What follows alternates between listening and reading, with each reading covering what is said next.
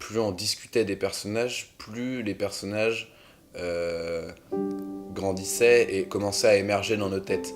On venait pas chacun de notre côté. On pense à un personnage chacun de notre côté, tac tac tac tac, t'as fait quoi, je préfère celui-là, je préfère celui-là. Ça s'est pas du tout créé comme ça.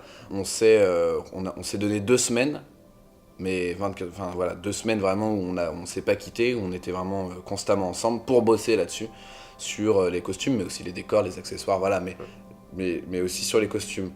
Et notre façon de travailler, c'était le dialogue, c'est-à-dire, bah tiens, moi je verrais bien ça, tu penses quoi de ça?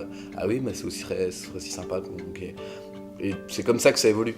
Et voilà, et c'est comme ça que ça a été efficace aussi, parce qu'on a réussi à créer un univers en 2 semaines, quoi.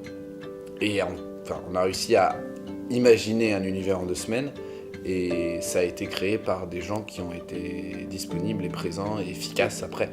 C'est ça qui est fort, ce qui était hyper émouvant pour moi et puis pour toi aussi, parce qu'on se l'est dit, je suppose, c'est de voir que de l'idée, déjà ça se transforme en dessin par les talents là, de Pierre-Antoine.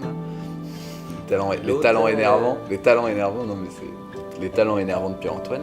Ça a été mis en dessin et puis après mis en costume et puis réalisé par Prudence.